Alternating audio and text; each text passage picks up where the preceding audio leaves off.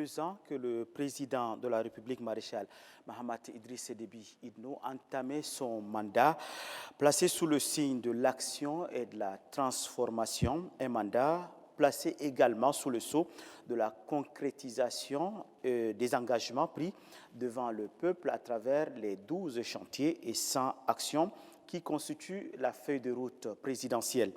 Parmi les 12 chantiers figure l'enseignement supérieur. 2 ans après, on marque un arrêt pour évaluer les actions réalisées.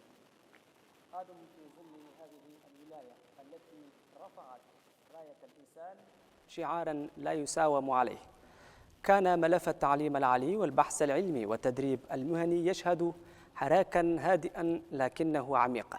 إصلاح للمنظومة الجامعية وسعي دؤوب لتقليص الفجوة بين مخرجات التعليم ومتطلبات سوق العمل، وخطوات حقيقية نحو بناء ثقافة الابتكار والبحث العلمي المنتج. ونحن اليوم عند هذه المحطة، محطة العام الثاني، نحمل معنا أسئلة الطالب الجامعي قبل أن تكون أسئلة المحاور. أين باتت جامعاتنا على خارطة التصنيف الأكاديمي؟ كيف ترسى ثقافة البحث العلمي في بيئة تعاني شح الموارد وضخامة التحديات؟ هل بات الخريج التشادي منافساً في سوق العمل على المستوى المحلي والإقليمي؟ وكيف يحول الابتكار من حلم إلى مشاريع حقيقية تخدم التنمية الوطنية؟ للإجابة على كل هذه الأسئلة يشرفنا اليوم في ضيافتي على الطريق الدكتور سيتاك يومباتنا، وزير التعليم العالي والبحث العلمي والتدريب المهني. أهلا وسهلا بكم في على الطريق السيد الوزير. Bonsoir et bienvenue, monsieur le ministre. Bonsoir. قبال نبدو مع الكيسيون، أنا جورناليستي، تقدر تقولينا شنو اللي بيجي في مينستير أنا انسيما سوبيريور pendant السنة 2 من مندانا الرئيس الجمهورية؟ Déjà, merci pour l'invitation et surtout sur ONAMA, la première chaîne quand même de télévision. Permettez que je puisse adresser les félicitations à tout le personnel et surtout à tous les journalistes pour le travail qu'ils abattent matin, midi, soir, pour le bien-être, alors on va dire au bénéfice, n'est-ce pas, du peuple tchadien. Alors, l'enseignement supérieur, c'est le chantier 4. Le chantier 4 du programme quinquennal du président de la République, le chef de l'État, le maréchal Mahamat Idriss Déby Itno. Par rapport à la question, il faut dire que, contrairement aux années antérieures, l'enseignement supérieur a beaucoup évolué. Il y a eu beaucoup d'innovations. L'enseignement supérieur a connu ce que j'appelle une progression fulgurante, significative ces dernières années, en tout cas ces 2 dernières années. Déjà aujourd'hui, on en était à 50 à 70 000 étudiants. Nous sommes aujourd'hui à plus de 100 000 étudiants qui sont inscrits, n'est-ce pas, dans les institutions d'enseignement supérieur, des enseignements publics. Nous sommes aujourd'hui à plus de 50 000 étudiants dans les établissements d'enseignement privés. Nous sommes aujourd'hui à plusieurs instituts. On va dire on est aujourd'hui à plus de 13 universités, à 7 instituts supérieurs, à plus de 6 grandes écoles, à 8 universités privées. Nous sommes à 48 instituts privés supérieurs. C'était un peu plus, mais avec le travail, n'est-ce pas, de la commission de suivi et tout ça qui est installé au niveau du ministère de l'Enseignement supérieur, nous avons fermé plusieurs instituts et plusieurs universités privées qui ne répondaient pas, n'est-ce pas, aux critères. Donc nous sommes aujourd'hui à 48 instituts privés supérieurs sur l'ensemble du territoire. Alors tout ça est dû au fait que pourquoi le taux d'accès s'est amélioré, mais premièrement à cause d'abord de la stabilité, on va dire, de l'année académique. Hein. On ressent ça dans le respect du calendrier académique. Nous venons de faire une longue tournée dans toute la zone méridionale, jusqu'à Kiabé, où la plupart de nos universités, de nos instituts, n'est-ce pas, sont en train de terminer les cours dans le délai. Certains ont même déjà terminé. Il reste quand même les travaux académiques et pour boucler, n'est-ce pas, l'année. Nous avons repris, n'est-ce pas, le bâton de commandement. Nous sommes allés à l'université Roi Faisal. Nous sommes allés également à l'école normale supérieure. Et là aussi, l'université Roi Faisal a fini avec ses cours. À l'école normale supérieure également, c'était le dernier jour, n'est-ce pas, du cours. Et donc, c'est le jury qui va s'atteler, n'est-ce pas, à faire en sorte que justement, d'ici au plus tard, le 30 juin, que tout le programme soit bouclé. Donc, tout ça est dû au fait de ce qu'on a cette stabilité. Deuxièmement, il faut relever un élément extrêmement important. Depuis 2 ans, c'est la gratuité, n'est-ce pas, des filles. La gratuité, n'est-ce pas, des filles. Dans le programme du maréchal, qui a été mis en œuvre par le Premier ministre de la République, l'ambassadeur Alamay Alina, il vous souviendra qu'il a été décrété que dorénavant, les filles pouvaient s'inscrire, n'est-ce pas, gratuitement, n'est-ce pas, dans les universités. Aujourd'hui, ça induit, n'est-ce pas, un taux significatif, n'est-ce pas, de filles. Dans tout le sud que nous avons fait, il y a assez de filles, il y a beaucoup de filles aujourd'hui dans nos universités. C'est vrai que ça pose un petit problème, c'est le problème également, cette gratuité s'accompagne du fait qu'aujourd'hui, le budget de nos universités a connu un petit trou parce qu'on n'a pas encore régularisé tout ça. Ça devait être le ministère de la Femme, mais nous sommes en train de travailler pour que justement, nous puissions leur trouver des solutions très rapidement pour qu'à la rentrée prochaine, on puisse, n'est-ce pas, ils puissent équilibrer un peu leur budget. Mais cette idée, cette initiative, on va dire noble, n'est-ce pas, de laisser les filles, n'est-ce pas, s'inscrire gratuitement, a joué, n'est-ce pas, significativement sur, on va dire, sur la qualité aussi, mais également sur la quantité aussi. Donc nous avons deuxième élément. Ensuite, il y a aussi la réduction des taux d'inscription qui a joué également un rôle extrêmement important également dans ce taux, n'est-ce pas, d'accès fulgurant. Et puis, dernière chose, il faut également dire qu'il y a également l'augmentation graduelle aussi des bacheliers. Vous voyez que cette année aussi, on est passé à 106 231 qui sont en train de composer en ce moment. Et donc ça aussi viendra, n'est-ce pas, renforcer également, je pense, l'année prochaine, un peu le nombre. Monsieur le ministre, à vous entendre, le taux d'accès, surtout les statistiques que vous venez d'énumérer, sont à saluer. Mais est-ce qu'il y a des infrastructures nécessaires pour que ces étudiants puissent étudier dans des conditions optimales? C'est la question que va vous poser donc Youssouf Abdraman Ali Gad. Monsieur le ministre, première question. Quelles sont les infrastructures construites ou rénovées ces 2 dernières années? La deuxième question, comment le financement des recherches universitaires a-t-il évolué?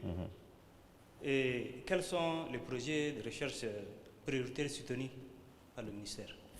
Alors, en matière d'infrastructure, sur toute la tournée que nous avons effectuée, c'est l'un des problèmes qui est revenu, n'est-ce pas, de manière récurrente. Il y a des zones où il y a l'infrastructure. Par exemple, vous prenez l'université de Pala, il y a des grands bâtiments qui sont en train de se terminer parce que c'est le projet présidentiel.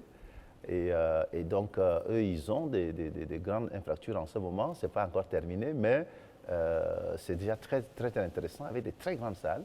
Et donc, c'est très intéressant. Vous avez le contraire, c'est un peu Assar. Assar, par exemple, nos universités sont encore dans des bâtiments un peu très dégradés. Puisque ce sont des bâtiments qui ont accueilli, n'est-ce pas, des écoles d'agronomie, etc., etc., etc. Et donc, mais très rapidement, il y a une bonne nouvelle, c'est qu'on a un grand projet, le projet financé par la BID, la Banque islamique de développement, qui a prévu, n'est-ce pas, les infrastructures, n'est-ce pas, au niveau de SAR, mais aussi l'équipement aussi, de nos laboratoires et tout ça. Donc, c'est un projet qui avance. Vous savez que les projets, il y a un certain nombre de procédures et donc la phase, par exemple, au niveau de la digitalisation est engagée parce que nous sommes également sur une politique de digitaliser, n'est-ce pas, toute l'université et tout l'enseignement supérieur. En termes d'infrastructures, aujourd'hui, on a l'université de N'Djamena qui a été réhabilitée au niveau de la faculté des sciences exactes et appliquées. Il y a eu également la réhabilitation de l'école normale supérieure de N'Djamena, de l'université Adam Barka d'Abéché. Il y a eu aussi un gros projet qui a procédé à la réhabilitation de 22 centres de formation technique et professionnelle, ce que nous appelons les CFTP, ceux, n'est-ce pas, de Bol, de Hati et de Kiabé. Et en construction, il y a aussi le projet de construire, n'est-ce pas, l'Institut national supérieur des sciences et techniques d'Abéché, l'université de Pala, comme je l'ai dit, qui va être sûrement, les travaux vont bientôt terminer. Il y a aussi l'Institut national supérieur de pétrole de Mao aussi, mais il y a aussi le rectorat de l'université de N'Djamena. J'ai été aussi là-bas. J'ai été surpris également, n'est-ce pas, des constructions là-bas, des bâtiments, n'est-ce pas, imposants qui sont en ce moment, n'est-ce pas, au niveau de l'université de N'Djamena. Et tout ça, ce sont des efforts qui sont faits. Et nous avons aujourd'hui des projets, 2 grands projets. Le grand projet financé soutenu par l'ambassade de France, le projet d'appui à la professionnalisation, n'est-ce pas, de l'enseignement supérieur, on y reviendra. Mais il y a aussi un grand projet aujourd'hui, c'est le PRODEST, qui est le projet, n'est-ce pas, d'accompagner, de développement également de l'enseignement supérieur, n'est-ce pas, au Tchad. C'est un très grand projet qui est financé par la BID aussi. Là aussi, il n'y a pas que les bâtiments, il n'y a pas que les infrastructures, mais il y a aussi un volet renforcement des capacités, n'est-ce pas, de nos anciens chercheurs, la qualité. Donc ce projet également aujourd'hui met en route, n'est-ce pas, des bourses, n'est-ce pas, pour nos anciens chercheurs, pour les docteurs aussi. Il y a 2 ans, c'était beaucoup plus les fonctionnaires. Mais depuis que nous sommes arrivés, nous avons trouvé qu'il était nécessaire de ne pas seulement garder ce projet pour les fonctionnaires, mais il fallait ouvrir aux jeunes. Aujourd'hui, nous avons beaucoup de jeunes docteurs qui frappent à la porte, qui sont à la fenêtre, etc., qui attendent, n'est-ce pas, rentrer dans l'enseignement supérieur pour améliorer la qualité, puisque tout le monde parle de la qualité. Donc là, je vais signer, soit aujourd'hui, demain, des circulaires déjà, qui vont ouvrir, n'est-ce pas, ces bourses-là à des docteurs, à ceux, 1, qui sont des fonctionnaires, 2, qui sont des contractuels, mais aussi 3, ceux qui ne sont ni fonctionnaires ni contractuels, mais qui ont pris l'inscription en thèse. Ils ont pris une inscription en thèse, on l'a même ouvert, on l'a voulu seulement que ce soit au niveau de l'université de N'Djamena et de Roi Faisal, mais nous avons trouvé qu'il était nécessaire qu'on l'ouvre, n'est-ce pas, pour l'Afrique. Donc il y aura même ceux qui vont s'inscrire, qui ont pris des inscriptions en thèse, par exemple, en Afrique centrale, en Afrique de l'Est, en Afrique de l'Ouest, ils peuvent également bénéficier. Et ça, c'est une grande innovation. Mais tout ça également, c'est parce que nous sommes accompagnés par ces 2 grands projets. Mais nous avons aussi la BADEA. La BADEA aussi également qui nous appuie dans les infrastructures aussi. Par exemple, l'Insta d'Abéchié, c'est un projet de la BADEA. La BADEA est en train également de construire là-bas. Nous avons l'université de Faya qui a commencé aussi à couvrir ses portes. Nous avons également l'université de Bangor et de Massakori également qui vont bénéficier également des projets également dans les mois, les jours à venir. سيد الوزير ايفولوسيون كبير هجت فوق في انفراستركتور ليزنيفرسيتي بيبليك هسه تو نمشوا سؤال يقال حول الاسبيسياليزاسيون بين الفيليير سؤال سيرا بوزي بار ارجون ومدان مرحبا بك السيد الوزير لدور كلام عرب أنا بانغور سؤال حقيقة عندنا يونيفرسيتي دول في جميعنا قاعدين كتير والحصة فوقهم كله كتير لكن مين فيليير ناس هسه يدوروا فيليير نيفو اللي يمشي مع سوق أنا حاسة فأنتوا كمينستير شنو استراتيجي الخطوطو عشان تجيبوا فيليير الجديد دول؟ شكرا question أنا ما question الكبير و question الأسافير stable أنا ministère enseignement supérieur. Il y a tout jeune dol Catherine al-Asagai mon fille bête que à carré nous dom y a tout activité dol al dugag dol mais il doro comment on appelle ça il doro spécialisation il y a un projet Kabir il y a un projet appui à la professionnalisation de l'enseignement technique au Tchad. Au projet d'A c'est soutenu par la coopération française. Indina Yatou, depuis Chilna fonction, nous avons reçu plusieurs partenaires de la Djolena, Union européenne, prêt à financer en 2027 projet à la formation professionnelle. Il y a tout JICA Japon, ils sont installés au Cameroun, monde prêt à soutenir formation professionnelle, filière de les jeunes d'ol. Indina y a tout, comment on appelle ça, la Banque mondiale. Mon cool Alium, na school là, il doit soutenir projet formation en jeune d'or dans le domaine en filière d'or. Indina Chine cool, ma Chine a considéré là, il y a tout centre Alfis à gérer. Indina presque 7 filières fils à gérer, 22 filières FISAR. À ça cool ma jusqu'à ça, Indina centre Kabir Alfisar, filles mécanique, filles électronique, bâtiment. Métier esthétique, couture, installation, il y a tout une machine d'eau, tout le monde installé. Mais il y a un problème à un formateur d'eau. Il y a un problème à un formateur d'eau, même si s'agit de cool. Donc d'ici octobre, on va reprendre la formation, on ouvrir filière d'eau. Donc il y a un partenaire d'eau, Catherine Aldori a appuyé la formation d'eau. Il y a tout à ça 3 jours de réflexion. Puis formation professionnelle en Tchad. Donc, à cette équipe, c'est qui met depuis maintenant en place commission à réfléchir, qui convoquer acteurs de l'Koulou, puis réunion. Nous sommes 3 jours, nous réfléchir les qui c'est formation à la Tchad, et puis formation à la filière d'ol. Ishan Davas, il y a tout à fait le Tchad. Formation, Michel Alfi, couture d'eau, Michel Alfi, mécanique, auto, électricité, bâtiment. Internet, tout, ça, chinois d'eau, l'ambassade en Chine, l'ambassade en Égypte, en Algérie. Nas de la couleur d'Aïdori et de Tchad. Ça, Internet, tout voyage en délégation en Algérie, d'ici juillet, on a arrêté date en voyage en mon collègue dit qu'il appuyer formation professionnelle les jeunes d'ol. Donc à ce projet d'ol, 4 nous chez vous qui d'ici la rentrée prochaine, nous ouvrons filière d'ol dans les jeunes d'ol. Il y a tous ces concours, même pas une semaine, concours à Kabir, rentrer en jeune d'ol, filles, 100 en formation professionnelle d'ol.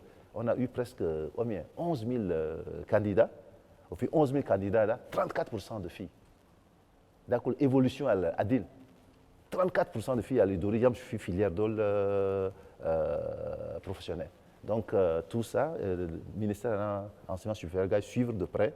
Et à la rentrée prochaine, le problème de là, on commence à trouver solution. Oui, le problème de là. Monsieur le ministre, beaucoup d'universités sont créées. Certains sont construits, d'autres en cours de construction. Mais est-ce que, j'ai une préoccupation, est-ce que toutes ces universités ont des équipements, des laboratoires? Parce que l'enseignement supérieur, c'est les équipements, c'est le laboratoire. Ouais. Alors ça, c'est le grand problème. Là, j'ai tout le voyage, n'est-ce pas, vers le nord et vers l'est qui va arriver très rapidement, c'est déjà programmé. Mais je suis sûr et certain que ça va être les mêmes difficultés. Et ça, c'est un vrai problème, le problème des laboratoires. On ne peut pas parler d'université au XXIe siècle si on n'a pas de laboratoires. Et donc, partout où nous sommes passés, justement, il y a le problème de laboratoire qui s'est posé. À SAR, par exemple. À SAR, par exemple, nous avons visité les laboratoires. Mais bon, il faut beaucoup d'efforts. Il faut beaucoup renforcer tout ça, que ce soit au niveau de l'AI, que ce soit au niveau de Bangor même d'ailleurs. La question s'est posée au niveau également de Mundou, qui a le plus gros taux, n'est-ce pas, de jeunes là-bas, des étudiants là-bas. Il s'est posé également un problème également de laboratoire. Et donc, ça, c'est une question également sur laquelle nous y travaillons. Et nous avons aujourd'hui des partenaires qui se positionnent par rapport également aux questions de laboratoire. Mais vous savez, la question de laboratoire aussi, il faut régler en amont les questions d'électricité, les questions d'énergie, sans laquelle on ne peut rien faire. Et donc là aussi, nous avons donné des consignes, nous avons instruit également. Par exemple, l'université au niveau de Mundou, par exemple, ils fonctionnent sur l'énergie solaire. Hier, nous étions à Roi Faisal. Roi Faisal a pris de l'avance. Roi Faisal aujourd'hui ne fonctionne pas avec Tchadelec. Roi Faisal a installé, n'est-ce pas, des panneaux solaires. Donc, eux, ils fonctionnent 24 heures sur 24 avec panneaux solaires. Donc, ils sont vraiment indépendants. Nous avons visité également les laboratoires hier. Ils ont des laboratoires au niveau également, par exemple, des sciences infirmières, au niveau, par exemple, des sciences techniques.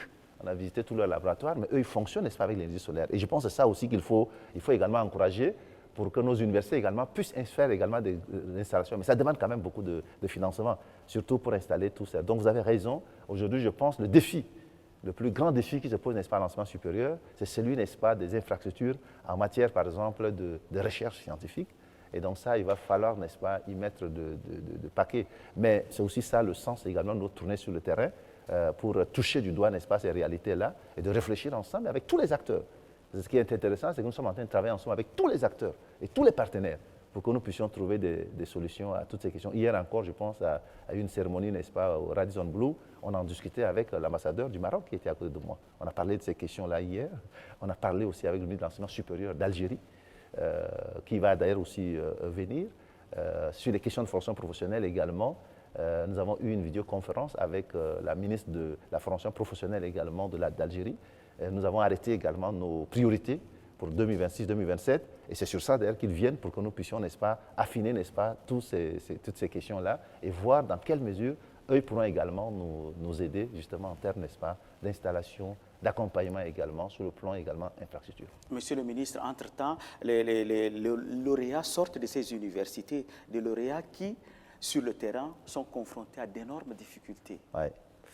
Tout à fait. Hier, j'ai discuté aussi avec le ministre de l'Agriculture, puisque nous avons eu le problème au niveau de l'Aïe, mais également au niveau de SAR, pour voir dans quelle mesure, en attendant, nous pourrions, n'est-ce pas, conjuguer nos efforts. Parce que le ministère de l'Agriculture, par exemple, aujourd'hui, a des centres qui sont équipés et tout ça et tout ça. Et il me disait, non, il n'y a pas de problème, on peut avoir un partenariat pour envoyer nos étudiants, n'est-ce pas, pour aller faire les stages, n'est-ce pas, dans ces centres-là. Il a dit, mais commencez par Baïli. Baïli, par exemple, est équipé. Donc, vous pouvez envoyer, n'est-ce pas, vos étudiants là-bas. Et donc, ce sont des questions sur lesquelles nous sommes en train de voir, même qu'il y ait des partenariats interministériels. Par exemple, sur l'Institut de Mungo, non, l'Institut de Mao, du pétrole. Nous sommes en co-tutelle avec le ministère du pétrole. Et là aussi, nous sommes en train de travailler ensemble pour voir comment renforcer aussi les capacités là-bas. Nous assurons la tutelle académique, mais il faudrait que nous puissions également faire en sorte que même au niveau interministériel, il y ait des partenariats. Nous n'avons pas besoin d'aller chercher des partenariats très loin d'ici. Même au niveau des ministères, il faut travailler en synergie. C'est pour ça que dès la prise de service, j'ai dit que le ministère de l'enseignement supérieur est transversal. L'enseignement supérieur est un objet qui traverse, n'est-ce pas, tous les ministères. Hein? Nous avons un morceau là-bas au ministère du pétrole, on a un morceau au ministère de l'environnement, on a un morceau au ministère de l'agriculture, etc., etc. Donc si nous travaillons en synergie, il y a des questions que nous trouverons des solutions nous-mêmes. Même la question même également des laboratoires et tout ça, même les financements. On pourrait aussi mutualiser même nos financements sur des domaines précis et je pense qu'on pourrait, n'est-ce pas, trouver des solutions. Donc vous avez raison. En attendant, nous sommes en train de trouver des solutions alternatives. Monsieur le ministre, vous avez évoqué à l'instant que l'accès des filles dans les universités est gratuit. Vous allez me le confirmer. Mais avant, Edith va vous poser la question sur les conditions ou les mesures prises pour améliorer les conditions d'accès des filles dans les zones rurales. Merci Adoum. Bonsoir Monsieur le ministre. Bonsoir Madame. Dites-nous, quelle action concrète votre département a-t-il engagée pour faciliter l'accès des jeunes filles et surtout des jeunes bacheliers à l'enseignement supérieur? Alors, je suis très à l'aise pour répondre à cette question parce que, en notre temps, parce que nous, on était tous passés par l'université aussi d'Arinjubal, ce que les gens oublient souvent, il n'y avait pas autant de filles dans nos universités. Même dans nos centres de formation, dû à des, on va dire, n'est-ce pas, des conceptions un peu anthropologiques, sociologiques, etc., tout ça, mais également des questions de moyens aussi. Et aujourd'hui, je pense que le gouvernement a très bien fait et sur l'impulsion, n'est-ce pas, de la vision, n'est-ce pas, du chef de l'État, je pense cette action, n'est-ce pas, d'ouvrir les portes, n'est-ce pas, de l'université, mais également de l'enseignement, de la recherche. J'ai rencontré une dame merveilleuse, n'est-ce pas, au CNRD l'autre jour, le Centre national de recherche pour le développement, qui est d'ailleurs directrice générale adjointe là-bas et qui est paléontologue. Et qui d'ailleurs m'a dit que son désir, c'est qu'il y ait beaucoup de femmes, n'est-ce pas, paléontologues. Elle est tout le temps dans le désert, etc., etc. Donc aujourd'hui, je pense, la vision, n'est-ce pas, des hautes autorités de la République du Tchad, c'est de faire en sorte que les filles qui sont, d'ailleurs, le pourcentage, il y a plus de 52% quand même de femmes dans ce pays. Donc, ce serait une injustice de les laisser, n'est-ce pas, en arrière. Donc, il y a aujourd'hui beaucoup de filles, partout où j'ai rencontré, qui sont dans nos universités aujourd'hui. L'inscription est gratuite, je l'ai déjà dit, mais en plus de ça, elles travaillent dans les mêmes conditions que les hommes. Elles sont encouragées de la même manière que les hommes. Ensuite, il y a l'offre de formation aujourd'hui qui est diversifiée et donc qui leur permet également de faire leur choix. Elles-mêmes, on ne leur impose rien. Malheureusement, mais il y a quand même quelques difficultés. Et vous avez raison, que nous avons relevées aussi par le terrain. Parce que comme je dis souvent aux gens, nous avons la possibilité de dire à l'ENAM que c'est le terrain qui commande. Et donc, quand nous sommes allés sur le terrain, on a vu que le terrain commande. Il y a beaucoup de difficultés, il y a encore quelques difficultés encore qu'il faille régler pour les filles. Par exemple, nous sommes arrivés dans des universités où les sanitaires, les questions d'hygiène se posent. Et elles nous ont posé ça.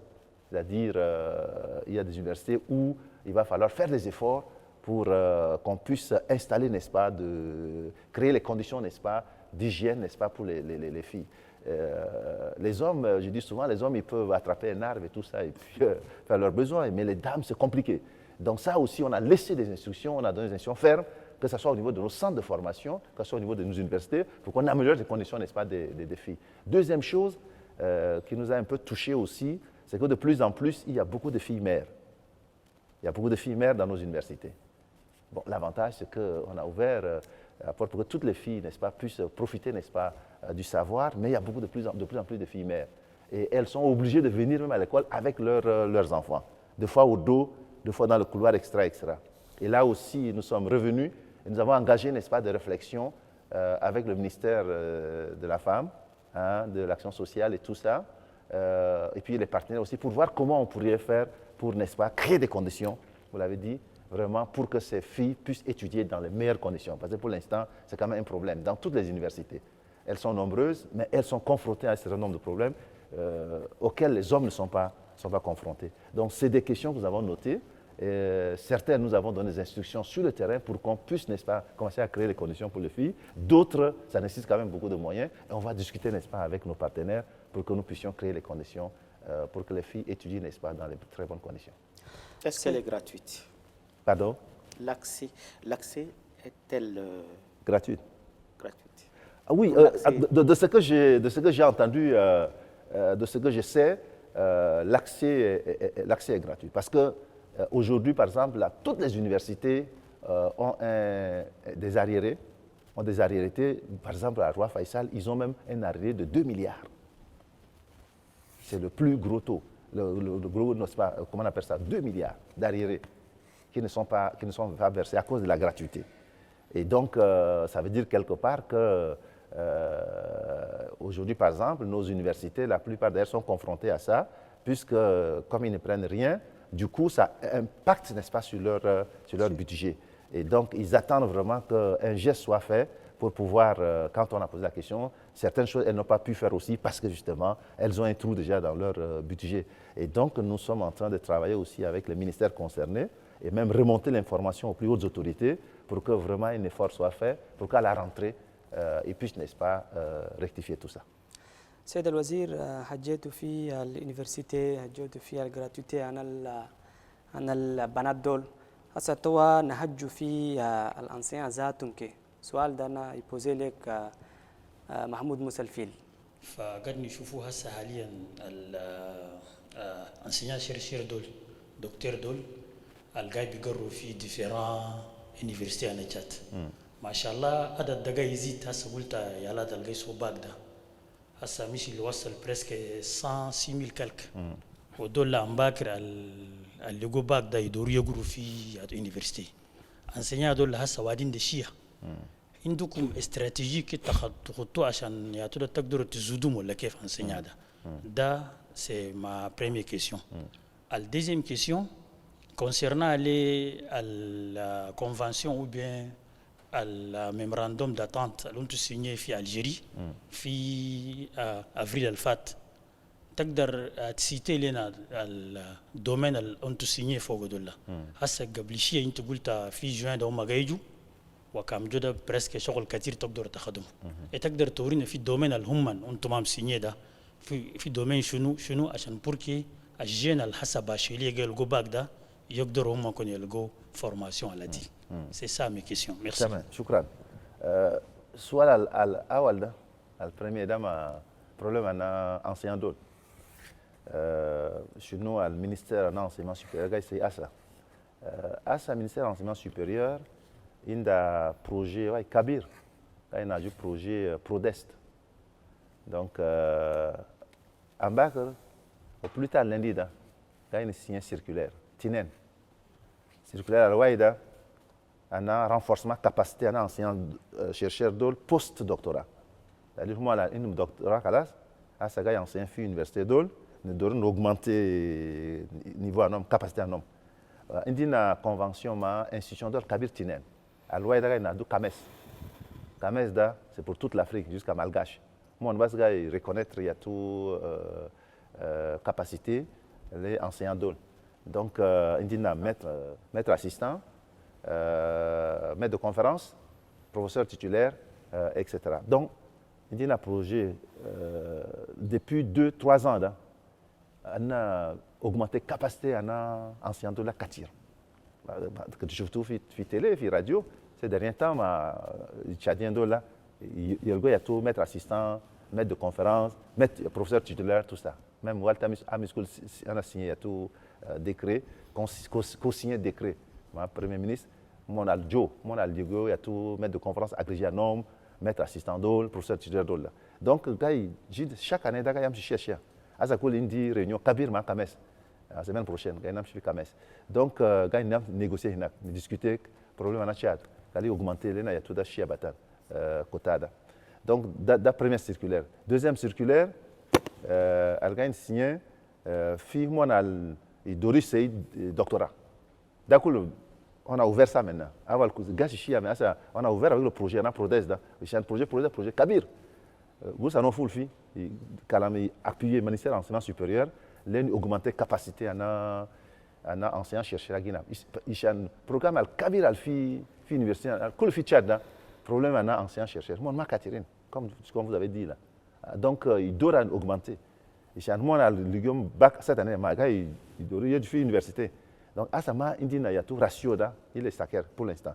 Donc, 2 ans, 3 ans, c'est Kikev, il a augmenté la capacité à professeur qualifié d'ol, à ancien université. Donc, on a fait un projet pour cette année, ouvrir une ouverture.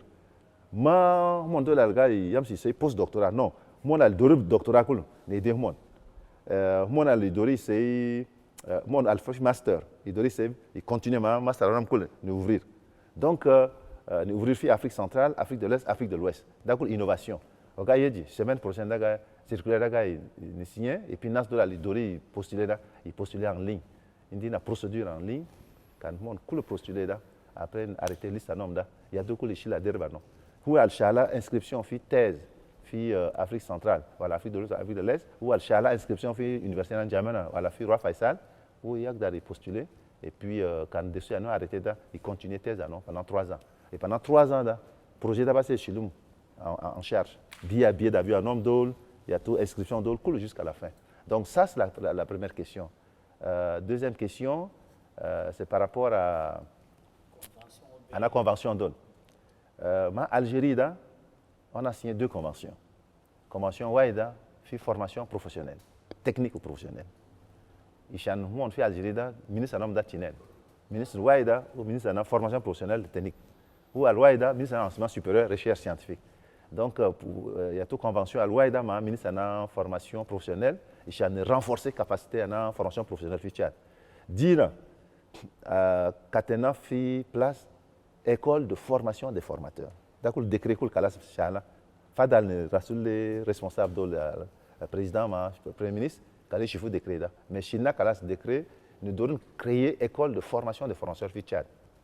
Il y a tout le temps là, quand il y a une rasul Chinen, Talata, Arba. C'est trop cher. Même quand il y a une Chine, il y a une Japon, c'est trop cher. Quand il y a une formation, quand il y a une dollar, il y a une talata. Quand il faut former 100, 200, 300, 400. La Tchad va se gagner. Donc, nous devons école de formation à un formateur. Michel Scoop, journaliste, c'est Scoop, ça va se lancer. Donc, nous avons des filles algériennes qui ont discuté. Nous avons accepté l'idée de la il y a des discuteurs qui ont une expérience. J'ai une formation professionnelle à l'homme de Tawal. Et puis, il y a une bourse chiacoul. Et puis, il y a tout chic où moi, séparément en enseignement supérieur. Donc, mon gars, il voulait une expertise en homme. Il voulait une expérience en homme. Je veux qu'il nous coûte en place école de formation des formateurs. Et comme 3 jours de réflexion, d'ici première semaine, en juillet, ça va permettre de réfléchir à tout ça ou continuer dans Kikev. Kikev nous coûte école là. Nous coûte rattaché au Fouet. C'est la question de discuter d'ici juillet. Et puis, en enseignement supérieur, on a discuté de la bourse. Donc, Algérie augmenté. Moi, triplé bourse pour cette année. Il doublé la bourse cette année. Année Algaïda. Mais surtout, depuis la school au Maroc, Maroc a augmenté bourse jusqu'à 250 bourses. Divisé en bourse en enseignement supérieur, formation professionnelle, 170 formation professionnelle. Et puis, à Fadal, Nassal, Doriyam, c'est Grayanom, mais fille province. Ma fille capitale. Donc, il y a un partenaire qui est positionné, il y a une bourse. Le problème est que la bourse, il y a tout mécanisme qui est sélectionné, c'est vraiment mérité. D'abord, c'est le Mishkila, Al-Kabir. On a réussi, on va avoir, n'est-ce pas, beaucoup de gens qui seront formés, que ce soit dans l'enseignement supérieur, ou la formation professionnelle. Il y a tout, j'ai parlé de Kames, dans ma côté, en francophone d'Ol. Mais il y a aussi CESU, fille côté en Égypte. ana reconnaissance ana enseignant chercheur dol fi côté ana Égypte donc mon cool gayam fi Égypte ni dana ya tout partenariat mon cool et puis indi na partenariat CAMES ana enseignement francophone enseignement arabe mon cool gay c'est ya tout reconnaissance CAMES ana fi CESU voilà. Monsieur le ministre, la question de la gratuité de l'accès de filles dans nos universités, elle était déjà à saluer, mais une grande question que tous les étudiants se posent, les étudiants bien sûr, qui évoluent au niveau local, national, c'est la question de la bourse. Et cette question vous sera posée par Madame Bouchra Oumarou. Merci. Merci. Monsieur le ministre, de 2016 à nos jours, cela fait exactement 10 ans que les bourses d'études ont été suspendues et remplacées avec CENU. Cependant, de nombreux étudiants estiment que cette structure ne parvient pas encore à répondre efficacement à leurs besoins en matière d'assistance sociale et académique. Ma question est la suivante. Le gouvernement envisage-t-il le retour des bourses ou une réforme du système actuel afin de soutenir ces étudiants? Merci. Alors, question très précise et très intéressante parce qu'il y a beaucoup de gens qui attendent ça. Bon, vous savez, dans la démarche qu'on a mise en place, dans toute la tournée qu'on a faite, c'était d'associer également les étudiants à toute la discussion. Et donc, nous avons rencontré les étudiants à Bangor, à Laï, à Pala, à Mundou, Doba, Sar, Koumra, partout où nous sommes passés. Nous avons même innové. Nous avons même des fois mis les étudiants même du public comme privé ensemble. Voilà, à Sar par exemple, nous avons rencontré des étudiants de CCL, des étudiants également du public, tout ça ensemble. Et vraiment, bon, il y en a deux sur tout ça, il y en a 2 ou 3 qui sont revenus sur la question de la bourse. Tout le reste, leur préoccupation est beaucoup plus par rapport au CENU, par rapport au Centre national des œuvres universitaires, qui a pris les choses en main. Et donc, justement, sur la question, n'est-ce pas, de leur bourse, c'est la question de la nourriture, la question de sport, la question de leur animation aussi, tout ça, parce qu'à l'université, il n'y a pas que seulement le savoir. Il faut également, n'est-ce pas, le savoir-être, le savoir-vivre aussi, tout ça, et le savoir-faire. Donc, toutes les questions étaient autour, n'est-ce pas, de CENU beaucoup plus. Le problème de CENU, c'est que je n'ai pas directement travaillé encore avec le CENU, mais j'ai beaucoup d'informations parce que la tournée nous a permis de rassembler beaucoup d'informations sur la qualité, également tout ça, et la quantité aussi. Le problème qu'il faut noter, c'est que nous sommes passés de 50-70 000 étudiants à plus de 100 000 étudiants aujourd'hui. Donc du coup, c'est ça qui joue un peu, n'est-ce pas, dans nos universités. Les repas qui étaient servis hier et tout ça pour un nombre réduit, le nombre a triplé même 2 fois. Nous en avons plus de 3 000 étudiants, n'est-ce pas, à Pala par exemple. Plus de 8 000 à Mundou, plus de 8 000 étudiants à Mundou, et plus de 6 000 étudiants, 5 000, donc 5 000, 6 000 à Doba, etc. Donc, tout ça, ça doit suivre. Donc, le problème, c'est de beaucoup travailler, et là, on a commencé déjà la réflexion déjà, de voir comment on peut, n'est-ce pas, augmenter, n'est-ce pas, les capacités, n'est-ce pas, de CENU. C'est ça la vraie question. Et donc, je pense que c'est vers cette solution-là qu'il faut beaucoup plus tendre. Là, je ne parle pas directement au nom du gouvernement, mais s'il m'avait été posé la question personnellement en tant que ministre de l'enseignement supérieur, et ça j'en ai commencé à discuter avec les étudiants, on a fait calcul ensemble, on a sorti les calculatrices avec des étudiants, sur le champ d'ailleurs.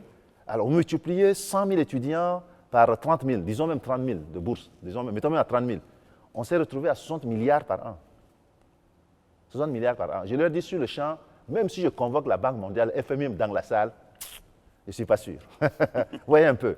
Et donc, qu'est-ce que vous voulez? Vous voulez entrer, faire 3 ans et partir, continuer autre chose, parce que le tout n'est pas la bourse. Le tout, ce n'est pas 30 000. Il y a plus devant. C'est ça, non? Le meilleur est devant. C'est ça que vous voulez, ou bien vous voulez continuer, n'est-ce pas, à rester 3 ans, 4 ans pour un diplôme, et après, n'est-ce pas, vous ne pouvez rien faire. Donc, on a vraiment échangé à bâton rompu avec tous les étudiants. Ce qui est dans votre intérêt, c'est que vous puissiez terminer vos 3 ans. Voilà, que l'année soit pas élastique, que vous terminiez, n'est-ce pas? Nous, on renforce les capacités des enseignants-chercheurs pour qu'ils soient à la hauteur, qu'ils vous donnent un bon enseignement de qualité et que vous sortez, vous continuez votre chemin. Donc, on renforce, n'est-ce pas, tout ce qui vous accompagne, que le CENU va mettre en place. Donc, il y a le problème de bus qui est revenu, et c'est vrai, ils ont raison, parce que vous avez, par exemple, à Pala, c'est 10 km. L'université a 10 km. À Moundou, c'est au moins 15 km. Donc, il faut absolument, n'est-ce pas, renforcer les capacités, n'est-ce pas, de transport des étudiants. À l'AI aussi, c'est la même chose, etc. Donc, à Sar aussi, c'est quand même un peu loin aussi. Donc, les universités, souvent, sont un peu loin de la ville. Donc, il faut renforcer les capacités en termes de transport. Il faut renforcer les capacités en termes de nourriture aussi, de la qualité. Hein, il y a dans certaines régions, je suis allé même jusqu'à la cuisine pour regarder un peu tout ce qui est préparé là-bas et tout ça. Donc, c'est ça qu'il faut améliorer la qualité pour que, justement, les étudiants puissent, n'est-ce pas, travailler, n'est-ce pas, dans les meilleures conditions, mais vite, finir vite et puis sortir pour continuer. Parce que l'État les attend, le pays les attend. Donc, cette histoire de faire 5 ans, tome 1, tome 2, tome 3, tome 4, nous voulons, n'est-ce pas, plus en entendre parler de ça. Et pour ça, il faut renforcer, n'est-ce pas, les capacités, n'est-ce pas, de CENU. Je suis conscient qu'aujourd'hui, le CENU peine un peu, n'est-ce pas, à rattraper tout ça parce que le chiffre a augmenté. Le chiffre a augmenté de manière drastique, comme je vous l'ai dit, à l'entame, n'est-ce pas, de notre rencontre. Et ça va continuer à augmenter.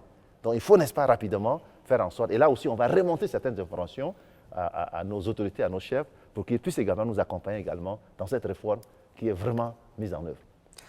Renforcer capacité à نسيني خطوة أديلة مرة Monsieur le ministre تو نمشوا للريشيرش والشيرشير ذاتها كيسون دا عبد الكريم عبد الله هنا. شكرا دهب السيد الوزير. أنا سؤالي في الناس اللي قاعدين يسووا ريشيرش ساينتفيك. دونك الناس اللي قاعدين يسووا ريشيرش ده قاعدين يلقوا صعوبات شوية أو ديفيكولتي. أنتوا كمينيستير أنا انسيما سيبرير شنو أول خطة أو استراتيجية اللي سويتوا عشان تقدروا توفروا لهم بيبليتيك مودرن أو بيبليتيك نيميريك عشان يقدر يساعدهم يقدروا يسووا ريشيرش عنهم. شكرا.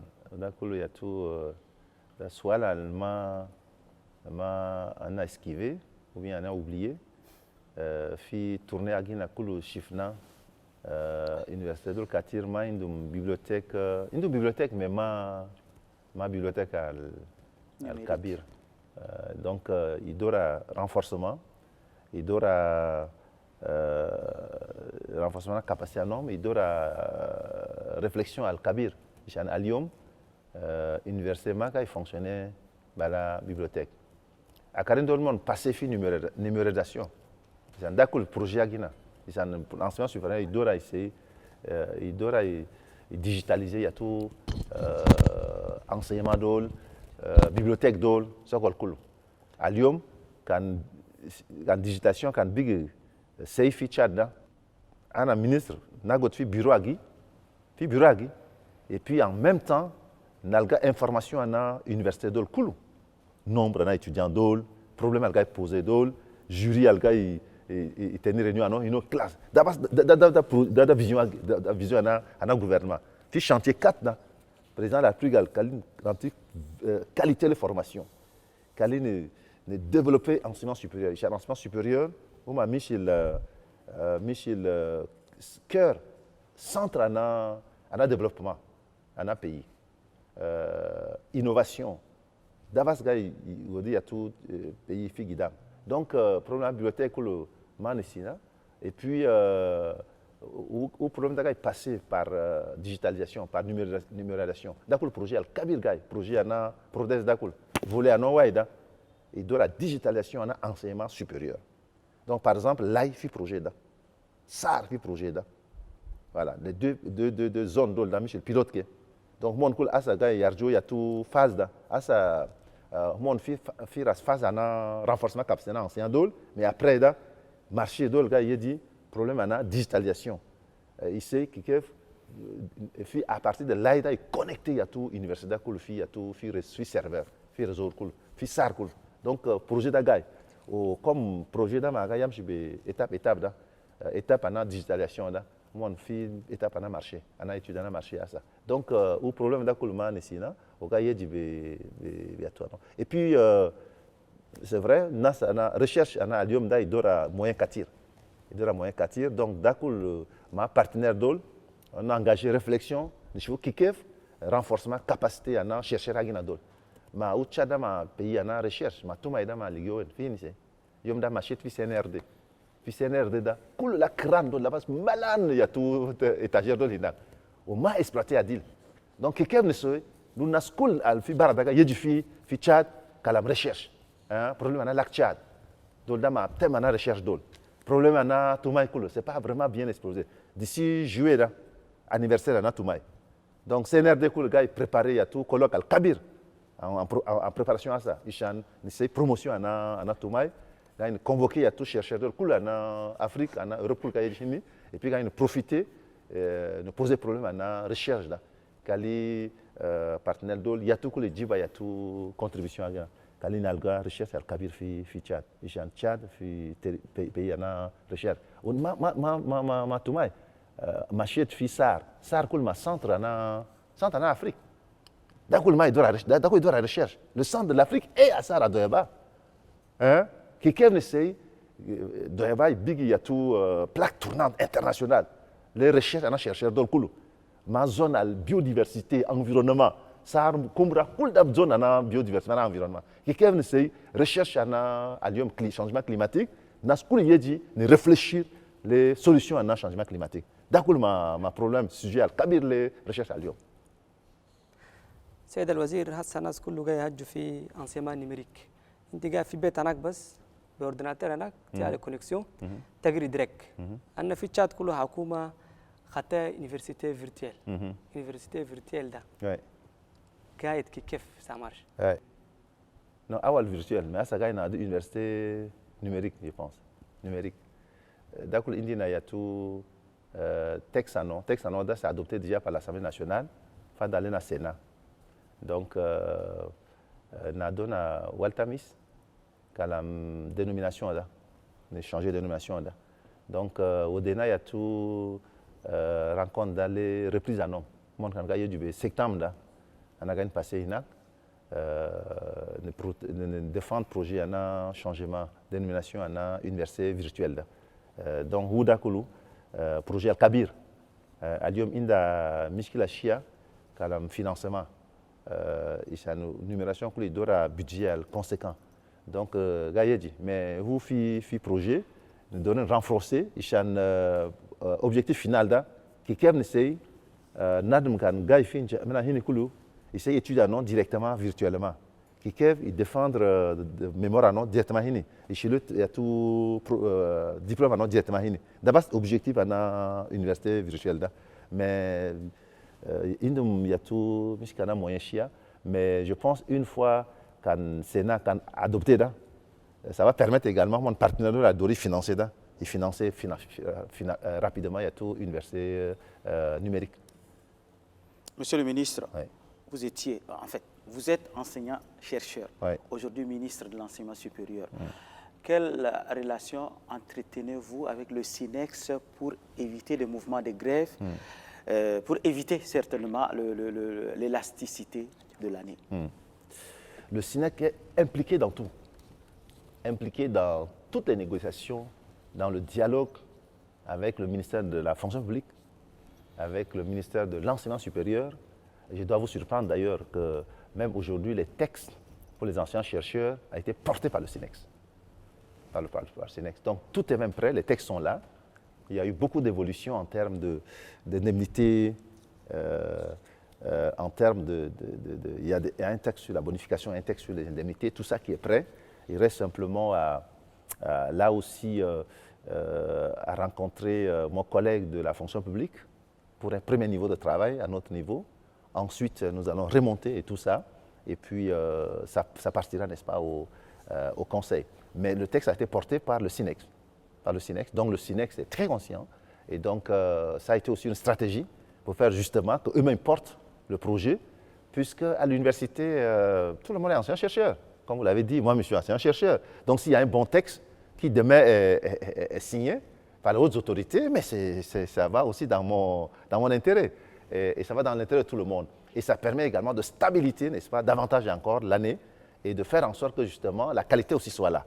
Et c'est pour ça justement qu'en amont, nous sommes en train de travailler pour que tout ça se tienne. Parce que tout ça, n'est-ce pas, s'imbrique et tout ça également est interdépendant. Donc, à notre prise de service, nous avons rencontré le SINEX du supérieur, le SINEX de l'enseignement supérieur, d'ailleurs tout ce qui est SINEX, tout ensemble.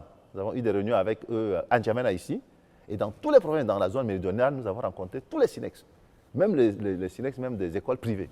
puisque la vision aussi que nous portons, et c'est ce que le président de la République nous a demandé, c'est de faire en sorte également que demain, il n'y ait pas cette histoire où un est public, l'autre est privé, tout ça.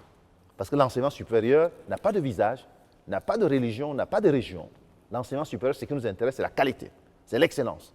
Donc l'excellence, on peut la trouver chez le privé, on peut la trouver chez le public, pour faire en sorte qu'au finish, on est seulement un citoyen qu'on a formé. Ça participe, n'est-ce pas, au principe d'égalité des citoyens devant la loi et devant les charges.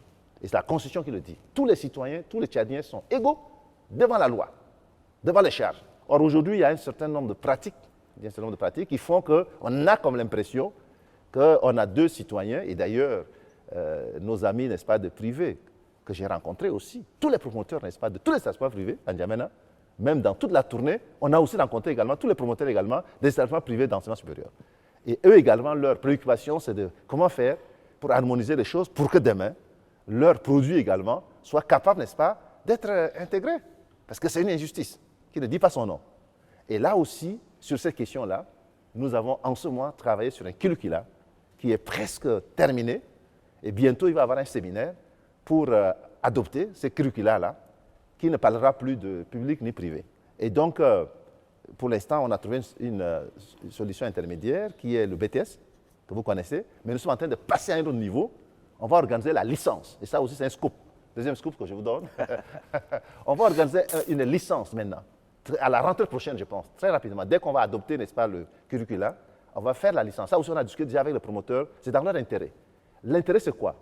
C'est que si demain on fait une licence, n'est-ce pas, pour tout le monde, les produits, n'est-ce pas, de l'école privée peuvent, parce qu'après, il y a aussi master derrière. Là aussi, j'ai donné des instructions pour qu'on commence à préparer aussi les textes sur le master. S'ils font le master, professionnels, ils ont la possibilité de faire le master de recherche et donc d'intégrer les écoles doctorales, ce qui n'est pas le cas aujourd'hui. Et donc, du coup, ils peuvent demain aussi faire le doctorat. Mais il faut harmoniser d'abord un socle de connaissances commun. Ensuite, après, on va élever le niveau de BTS parce que, bon, on est quand même au XXIe siècle. Et puis, le niveau quand même évolue. Et cette histoire de BTS, ça peut rester pour certaines filières, mais on va avoir une licence nationale. Ensuite, on aura, n'est-ce pas, un master. Et ce master permettra à tous ceux qui sont des écoles privées, il y a des écoles privées extraordinaires, et donc qui peuvent présenter, n'est-ce pas, des candidats au master de recherche et demain peuvent intégrer, n'est-ce pas, les écoles doctorales. Monsieur le ministre, l'État déjà, avec tous les moyens qu'il a des difficultés pour acheter des équipements, pour mettre en place des laboratoires. Les écoles ou les instituts privés, est-ce que c'est le cas? Est-ce que ceux qui sortent de ces instituts ont les mêmes capacités que ceux qui sortent des universités d'État, publiques? Oui. Alors, je vais vous surprendre. C'est vrai que, puisque moi j'ai été dans les deux, j'ai enseigné même dans le privé et tout ça, j'ai été même responsable dans le privé et tout ça. C'est vrai qu'il y a beaucoup de défis.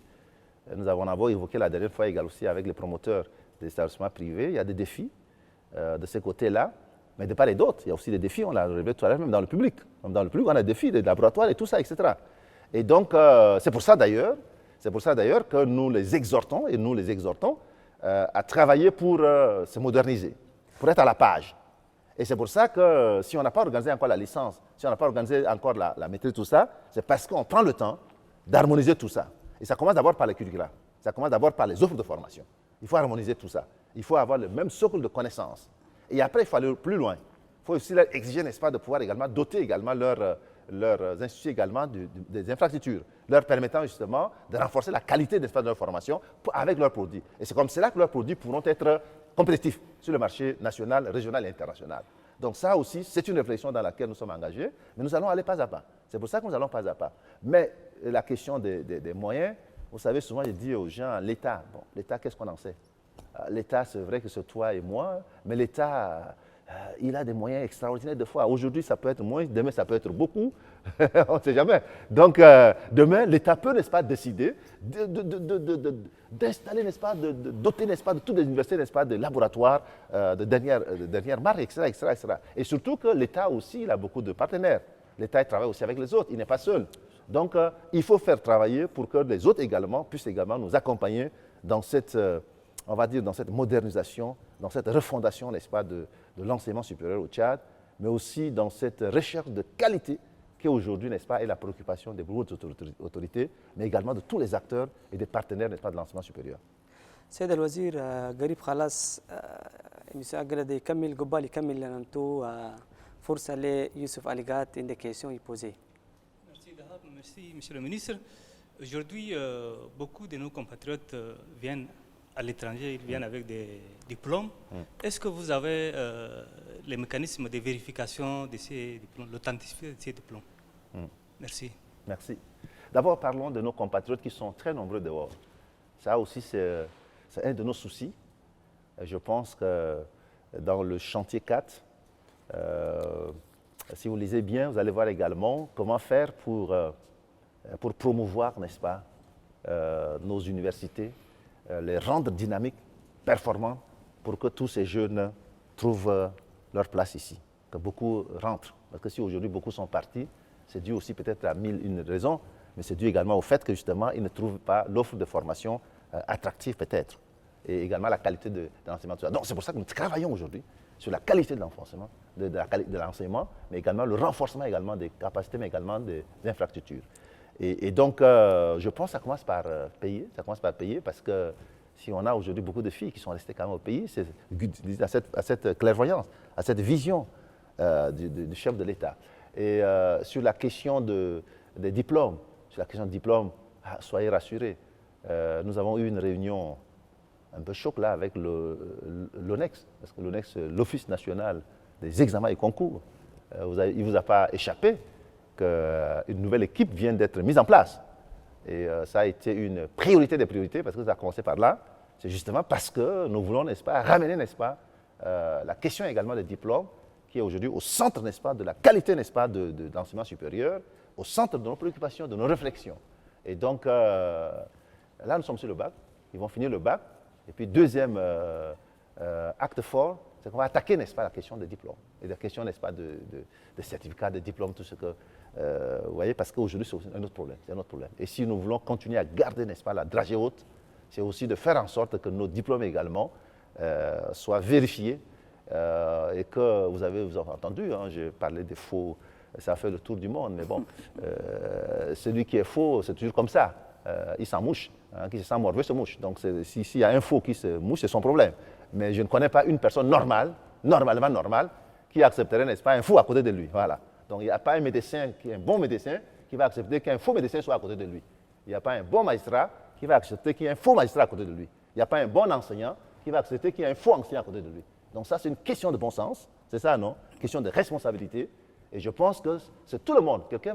Il y a un ministre qui me disait l'autre jour, il dit, il faut continuer comme ça. La question de matière, il dit, non, c'est tout le monde, c'est pas moi. C'est une question qui concerne tout le monde. C'est tout le monde qui doit, n'est-ce pas, lutter, qui doit travailler pour que nous puissions ramener la qualité à tous les niveaux.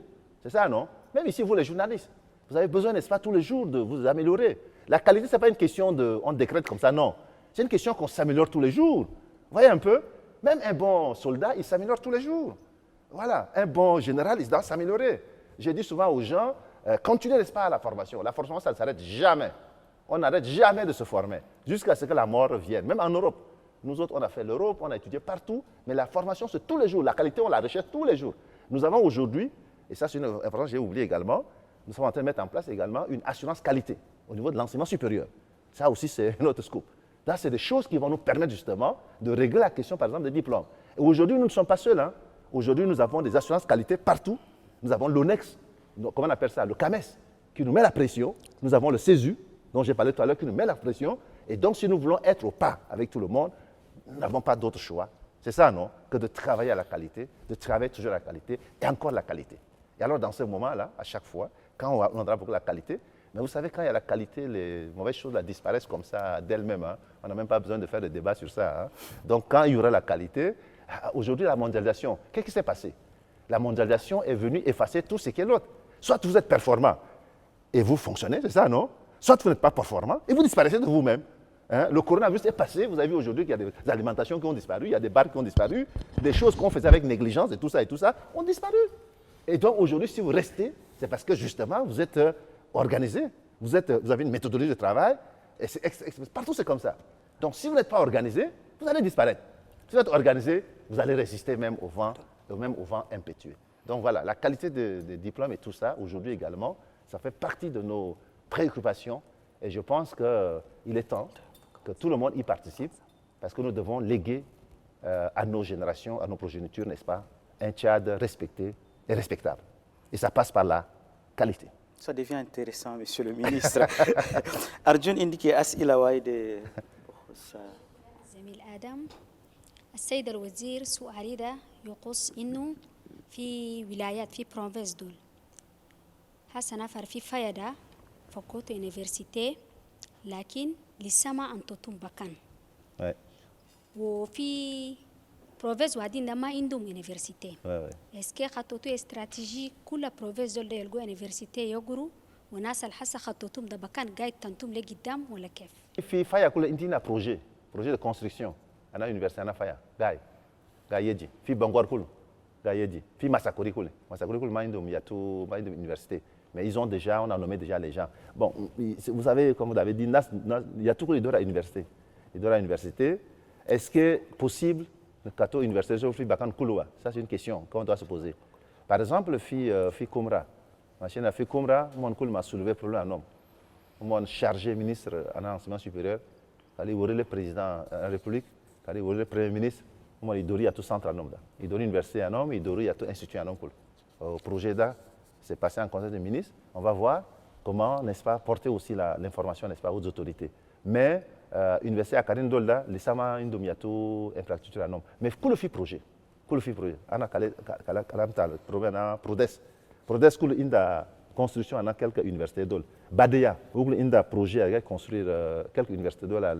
à l'isama construire donc projet dol là yato université dol allemagne indomiato infrastructure un homme daga yedi cool fi projet ga yedi à Karine Dolda fi marché l'isama marché là c'est pas encore approuvé au marché cool kaishi la tanchia mais tout est prévu fi Afaya Larjo, fi Masakori, fi Lai, fi Sar, fi Bangor, Bakando Lakulu, il y a tout le fi projet. Monsieur le ministre, j'ai une préoccupation. Pourquoi est-ce que notre système ne s'ouvre pas? On est limité, on est cantonné au CAMES. Pourquoi on ne s'ouvre pas aux diplômes venant du système anglo-saxon? Je voudrais parler du DBA, qui n'est pas un diplôme accepté au niveau ici, national. Ah là là, ça a vraiment posé une question extrêmement, on va dire, stratégique. Je ne sais pas si j'aurai la réponse. Si ça dépendait de moi personnellement, oui, on doit s'ouvrir. Pourquoi? Parce que moi, je suis de deux systèmes. Moi, je suis du système anglo-saxon. Parce que j'ai fait mes grandes études, n'est-ce pas, à Bruxelles, à l'Académie européenne de droit de Bruxelles, mais aussi à faculté Saint-Louis de Bruxelles, à Catholic University Bruxelles, avec les Flamands, avec les Wallons, etc. Et j'ai été beaucoup plus enseigné par les anglo-saxons, parce que tous mes enseignants venaient d'Écosse, des États-Unis, un peu partout, des pays anglo-saxons. Chez moi, par exemple, dans le système anglo-saxon, je suis professeur-docteur. Comprenez un peu ça. Ça, c'est le système anglo-saxon, qui est complètement différent, n'est-ce pas, du système francophone, avec l'histoire de CAMES et tout ça. Ce n'est pas mauvais. Un double diplôme? Pardon? Un double diplôme? Non, c'est-à-dire le système il est différent. Professeur-docteur. Oui, professeur-docteur. C'est comme ça qu'on appelle. Là-bas, on appelle professeur-docteur. Pour faire la différence entre les professeurs de secondaire, etc., etc. Dans le système CAMES, c'est un autre système. Et puis, ce n'est même pas la même formation. Quand vous avez une licence à Bruxelles, ce n'est pas la même licence en France. Quelqu'un qui a une licence à Bruxelles, c'est Bac plus 4 ou plus 5 dans le système anglo-saxon. Alors qu'en France, c'est qu'il y a une licence, c'est Bac plus 3. Donc, c'est tout ça aussi qui fait qu'il y a des difficultés d'harmonisation pour l'instant. Parce que ce n'est pas la même chose. Quelqu'un qui a une licence à Bruxelles, ce n'est pas la même licence en France. Je le dis encore, je le répète, parce que moi, j'ai fait les deux. J'ai fait ma thèse, doctorat à Paris-Sorbonne, mais j'ai fait une bonne partie de mes études également à Bruxelles. Donc, je connais tous les deux systèmes. Donc, c'est des réflexions. Il va falloir regarder plus tard. Mais pour l'instant, ça va être difficile de faire. Sur le plan du droit, par exemple. Sur le plan du droit, vous avez vu également, une des raisons pour lesquelles la Grande-Bretagne est partie un peu de l'Union européenne, c'est dû aussi un peu à ça. Parce que dans le système anglo-saxon, il n'y a pas une séparation nette entre ce qu'on appelle droit privé, droit public, droit machin, tout ça. Alors que dans le système francophone, droit public, droit privé, comme ça. Donc ça, c'est très, très compliqué dans la matière même de l'harmonisation de la jurisprudence. Aujourd'hui, la jurisprudence anglo-saxonne, ce n'est pas la même chose que la jurisprudence, n'est-ce pas, en France. Donc je le dis parce que je suis des deux systèmes. Donc vous voyez un peu, ça va demander beaucoup de travail, beaucoup de réflexion pour pouvoir harmoniser tout ça. Donc c'est un peu ça la difficulté. Mais bon, j'étais en Algérie. Comment on appelle ça, le ministre de l'Enseignement supérieur, de la recherche scientifique, m'a dit clairement qu'eux, ils sont en train de basculer dans le système anglophone. Même la médecine, les études là-bas. Ils ont déjà commencé même déjà le processus. Ils sont en train de basculer même la médecine, n'est-ce pas, dans le système anglo-saxon. Parce que le problème aussi avec le système anglo-saxon, c'est que vous avez des fois des recherches qui sont en avance. Même le système francophone le sait. C'est pour ça qu'aujourd'hui, même au niveau de la France, tout le monde s'y met, n'est-ce pas, en anglais. Vous avez des connaissances, vous avez également des découvertes qui commencent d'abord par le système anglais, c'est ça, avant qu'on ne puisse, n'est-ce pas, avoir le temps de traduire ça dans le système francophone. Mais je pense qu'il faut réfléchir à tout ça, parce que vous avez des étudiants quand même, justement, dans mon cas, par exemple, qui peuvent venir du système anglo-saxon. On fait comment? Mais on est au Tchad. Donc, vous faites bien de poser la question. C'est une question on va essayer de réfléchir à tout ça. Mais pour l'instant, je le dis, le système de l'enseignement supérieur du Tchad est axé sur deux orientations. C'est le CAMES d'un côté et puis le CESU de l'autre côté. C'est les deux pour l'instant.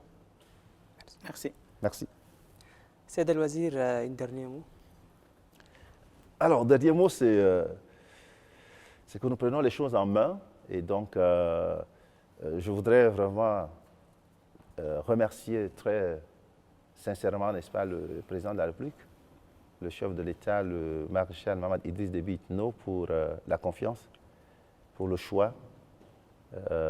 Lui seul connaît les raisons, je pense. Remercier le Premier ministre, chef du gouvernement, l'ambassadeur Alamay Alina, pour la confiance. Lui seul connaît les raisons, je pense. Et puis surtout, remercier également tout le monde académique, scientifique, les acteurs de l'enseignement supérieur, les partenaires avec qui, en si très peu de temps, on a fait beaucoup de choses. On a beaucoup travaillé et cette confiance aussi, parce que c'est un monde quand même pas facile. Le monde, n'est-ce pas, des intellos et tout ça, comme on le dit entre guillemets. Mais nous travaillons, n'est-ce pas, de main dans la main. Nous travaillons, n'est-ce pas, dans une sorte de discipline, dans une sorte de méthodologie qui a été mise en place, dans une vision, puisque, comme je l'ai dit, le président de la République fixe le cap. Et les ministres que nous sommes définissent les méthodologies. Voilà, et les actions qui accompagnent pour que vraiment le cap soit maintenu et que la vision, n'est-ce pas, soit atteinte. Par les objectifs, par le travail que nous faisons. Donc, cap, c'est le président de la République, et puis la méthode, nous la définissons. Et nous sommes en train de définir chaque jour cette méthode avec tous les acteurs. Et nous travaillons main dans la main, y compris le syndicat dont vous avez parlé, mais aussi les étudiants. Nous organisons d'ici juillet le congrès, n'est-ce pas, pour les étudiants, pour mettre en place, n'est-ce pas, officiellement, parce qu'aujourd'hui, les étudiants n'ont pas un bureau national. Et vous vous souviendrez que le bureau a été dissous. Et donc, là aussi, les travaux sont très avancés. Dans notre tournée, nous avons également exhorté les étudiants à se préparer également à ce grand événement. Nous allons mettre en place, n'est-ce pas, leur bureau national pour qu'à la rentrée prochaine, nous puissions aussi avoir un bureau. Donc, avec tous ces acteurs, nous travaillons ensemble, que ce soit l'école normale supérieure, les universités, les instituts, le privé et tout le monde. Et donc, jusqu'à présent, ça se passe très bien. Et c'est l'occasion de leur dire merci pour cette main tendue, mais également pour l'intérêt que tout le monde porte, n'est-ce pas, à la chose, pour parler comme les sociologues, n'est-ce pas, enseignement supérieur. شكرا السيد الوزير. السادة والسيدات المشاهدين والمستمعين الكرام، ها نحن نصل إلى نهاية هذه الحلقة من على الطريق. حلقة كانت واسعة جدا، طفنا فيها في مجالي التعليم العالي العام والخاص، وغصنا في مدرجات الجامعات والمختبرات والأكاديميات.